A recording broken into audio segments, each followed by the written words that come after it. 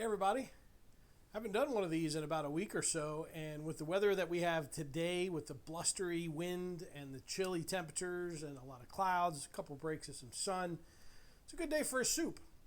So I wanted to try something that I'd never tried before. This is a French onion beef noodle soup, and I think it's going to be money. I'm going to brown off, these are beef short ribs, and I'm going to be adding some scallions, ginger, garlic, some other dried spices, cinnamon, cloves, some peppercorns, coriander, and then this is star anise, which is really kind of cool. It smells like licorice. It's a Mediterranean and Southwestern Asian spice. It's good for the belly. So anyway, we'll toss all of that together and then add some soy sauce and water. That'll boil off for about an hour and a half, which will cook the meat and we'll be able to take it off of the bone. And then also, while that's going on, I'm going to cook down all of these onions.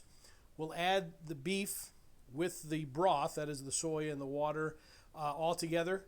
Put it over some noodles. These are Japanese ramen noodles. And there is our French onion beef noodle soup. So, if you'll excuse me, I'm going to get to work. Just peeling the ginger. It smells so good. And it's just going to really warm up nicely in this soup. All right, so our Dutch oven is all heated up. So now I am going to get ready to just throw these beef ribs right in some heated oil. Just going to kind of salt them up a little bit, coat them real well, and essentially just let them sit for about 5 or so minutes on a side, and just keep flipping them through so that each of the 4 sides of these get a chance to get browned up. So the whole process will take about 15 minutes or so. And then when that's done, what I'm going to do is take them out. We'll throw in our little spices, both grown and dried, and that'll be the makings of the broth that'll go with the onions into what will be our beef French onion noodle soup. So our beef short ribs are doing quite well. They are browned off on all 4 sides, which is good. So I'm just going to take them out.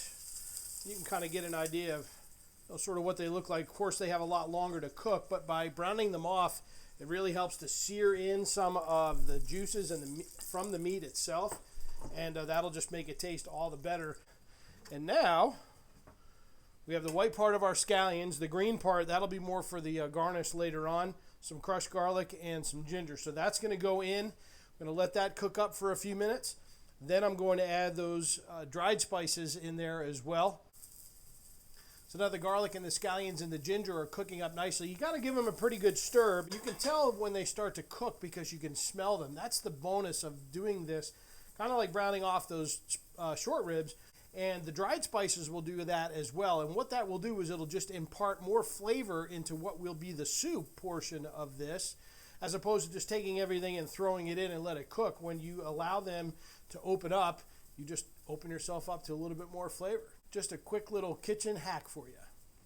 It's kind of like when you put in the potpourri or that sort of thing with the cloves and the cinnamon. And we're going to let these things stir around for another few minutes. And when we do that, I'm going to what you call deglaze the bottom of the Dutch oven with, this is just white wine. And what the white wine will do is it'll actually help to just take the stickiness off of the bottom of the Dutch oven. And that stickiness is a lot of flavor, so you don't want to let that go to waste. So we'll use the wine to scrape that all up, and then the wine will boil down to nothing, and we'll have a great base for our short ribs to go from there. All right, so they've been going now for just a couple minutes, so I'm going to add this wine to the bottom of this. And as soon as you do that and start to scrape, you'll be able to scrape up the little bits that were once dried onto the bottom of this, which makes it even better. I'll let that wine boil down to basically nothing. We're going to put those short ribs right back in with a little bit of water and soy sauce, and then let it cook down for about an hour and a half. All right, so the wine is just about gone. There's just a little bit of liquid left. So I'm going to eyeball a little over 1/4 cup of soy sauce. This is the low sodium stuff here. And that's going to go in. Then I'm going to take my beef short ribs. I'm going to pop those right on as well. Toss them around just a little bit. I'm going to add 6 cups of water.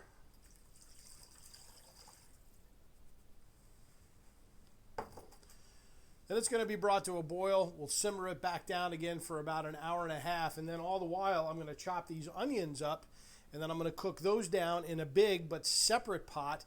Not really much doing there. It's just going to be a little bit of salt and pepper and olive oil. They're going to cook down for enough time to kind of soften up. Not caramelize, but soften up, and they get really fragrant.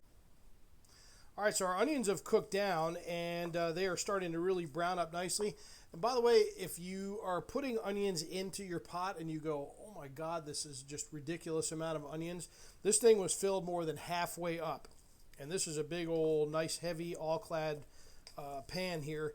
And the onions have cooked down probably 80% from where they were before. So just don't let that worry you. Just wanted to pass that along to you. And our beef short ribs are done. I'm going to take these out. And what we're going to do is I'm going to let them cool off. Let them drain down, let them cool a little bit. And then I'm just going to chop them up and put them back into this broth. But before I do that, I'm going to strain the broth out just from any of the little beef solids, the little star anise pads. You don't want those, and the whole cloves and things like that. So you want to strain all of that out. And then we'll pour that into the onions. Let it all cook a little bit more, and we're almost home free. Well, rats, we missed out on one little segment. I thought my phone was recording this, but it was not. Now it's recording. So what I did was I pulled the beef off of the ribs, chopped them up, tossed them in with the onions, which again started off like a big mound of them. They cooked way down. And then I just dumped our stock into the pot with the onions and the beef. And now it's boiling. I'm going to turn it down and let it simmer for about 30 minutes. After that, we'll toss it over some of these ramen noodles, which I'll prepare up. That'll be the base. We'll pour the onion, beef, and broth over the top with a little bit of rice vinegar and some fresh scallions. We're home free. You'll eat like a king or a queen. All right, it's the moment of truth. Just literally finished up cooking these ramen noodles, so I'm just going to take some tongs, put it in my big bowl here, a little bit of extra.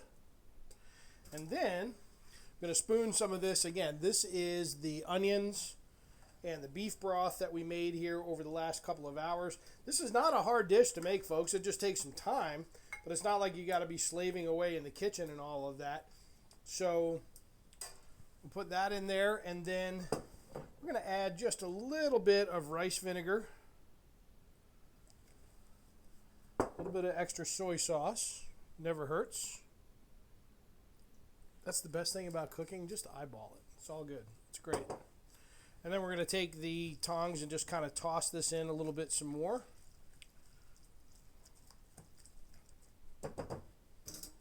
Take some of our fresh scallions, put it on top. Boom. Done. This thing, I tell you what, I've never made this before, but I saw the recipe. I've had it for like, I don't know, 3 or 4 months.